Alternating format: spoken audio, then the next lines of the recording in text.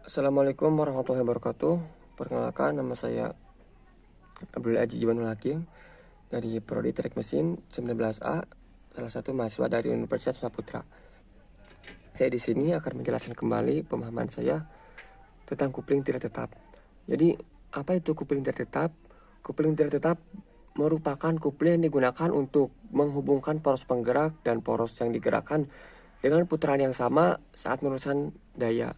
Nah, kupling ini juga dapat melepaskan hubungan antara kedua poros tersebut dalam keadaan diam maupun berputar tanpa harus menghentikan putaran dari poros penggeraknya.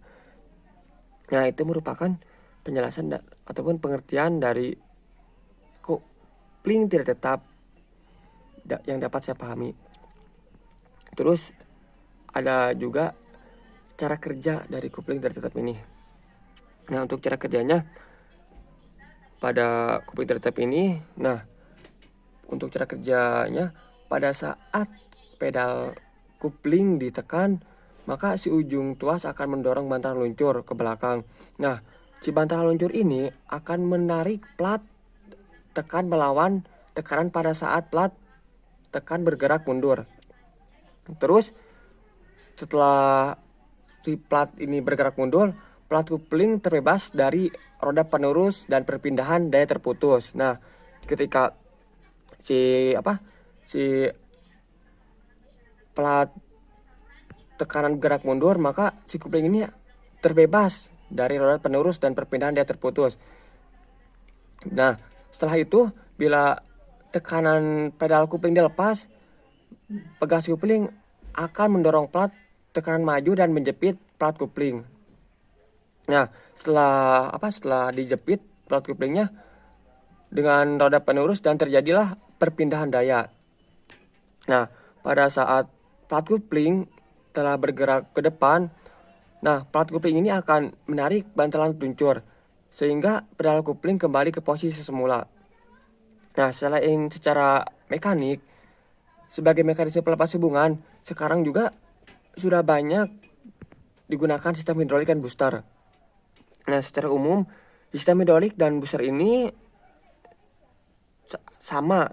Nah, pada booster ini fungsinya adalah booster ini akan mengecilkan ataupun dapat memperkecil daya pada saat tekanan pedal kupling. Nah, pemilihan sistem yang digunakan disesuaikan dengan kebutuhannya. Jadi, si booster ini akan memperkecil daya pada tekanan kupling.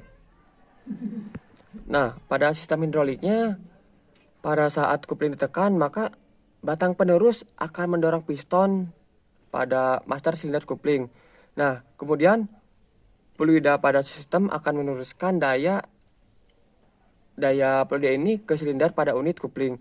Nah, lalu piston silinder unit kupling akan mendorong tuas dan seperti pada sistem mekanik.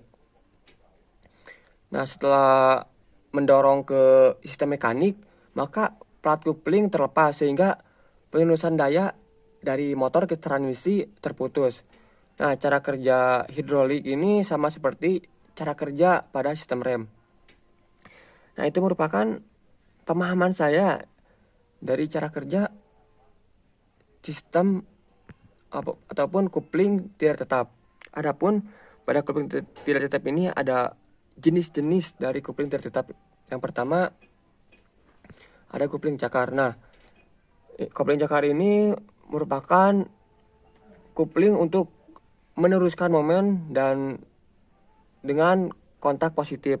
Nah, jadi kupling cakar ini untuk meneruskan momen dengan kontak positif hingga terdapat terjadinya slip. Nah, di sini juga pada kupling cakar ini terdapat dua macam. Yang pertama ada kupling cakar persegi dan kupling cakar spiral. Nah, untuk kupling cakar persegi dapat meneruskan dalam dua arah putaran, tetapi tidak dapat dihubungkan dalam keadaan berputar. Sebaliknya, untuk kupling spiral dapat dihubungkan dalam keadaan berputar, tetapi hanya untuk satu putaran saja. Nah, yang kedua dari jenis kupling ini ada kupling kerucut. Nah, untuk kupling ini menghubungkan bidang gesek yang berkerucut. Kupling ini mempunyai keuntungan di mana gaya aksial pada pada kupling kerucut ini yang kecil dapat ditransmisikan ke momen yang besar. Nah, itu merupakan dari kupling kerucut. Nah, yang ketiga ada kupling freewheel. Nah, apa itu kupling freewheel? Nah, dalam permesinan sering diperlukan kupling yang dapat lepas sendirinya bila poros penggerak mulai berputar. Nah, jika poros penggerak mulai berputar lambat ataupun dalam arah berlawanan arah dari poros yang digerakkan. Jadi, kupling freewheel ini kupling yang dapat lepas dengan sendirinya. Nah, terus yang keempat ada kupling plat. Nah, kupling plat ini fungsinya meneruskan momen dengan perantaraan gesekan. Dengan demikian, pembebanan yang berlebihan pada poros penggerak pada waktu dihubungkan dapat dihindari. Nah, selain itu, karena dapat terjadinya slip, maka kupling ini sekaligus juga dapat berfungsi sebagai pembatas momen. Nah, secara umum kupling flat ini kupling yang menggunakan satu flat ataupun lebih yang dipasang di antara kedua poros saat membuat kontak dengan poros tersebut, sehingga terjadinya penerusan daya melalui gesekan antara persamaan konstruksi kupling ini cukup sederhana.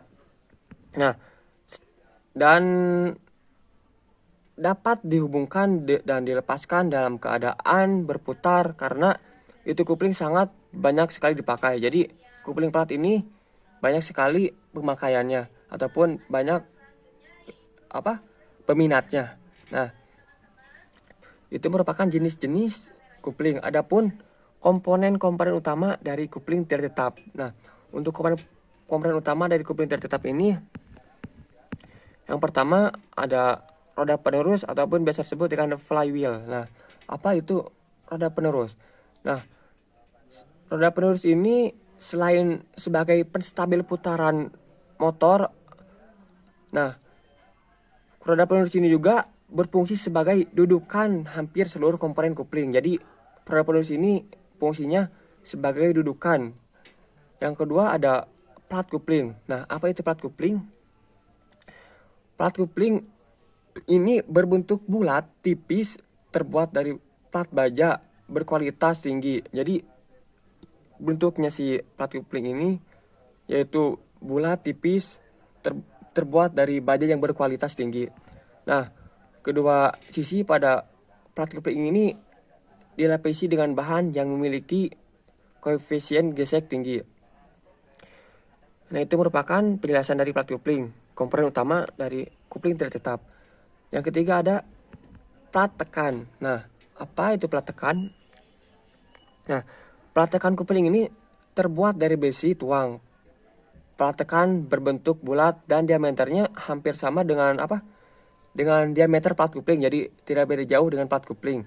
Jadi hampir sama. Salah satu sisinya yang berhubungan dalam plat kupling dibuat secara halus. Sisi ini akan menekan plat kupling dan roda penerus. Nah, untuk sisi lainnya, plat tekan ini mempunyai bentuk yang disesuaikan dengan kebutuhan penempatan komponen kuplingnya ataupun penempatan komponen kupling lainnya. Nah, yang terakhir ada komponen utama dari plat kupling, ada unit plat penekan. Nah, apa itu unit plat penekan? Unit plat penekan adalah sebagai satu kesatuan dengan plat penekan. Plat penekan dilengkapi dengan sejumlah pegas spiral atau pegas diafragma. Nah, tutup dan tuasnya penekan pegas ini digunakan untuk memberikan tekanan terhadap plat tekan, plat kupling, dan roda. Nah, itu yang dapat saya pahami. Yang pertama, pengertian dari kupling tertetap. Yang kedua ada cara kerja dari kupling tertetap. Yang ketiga ada jenis-jenis kupling.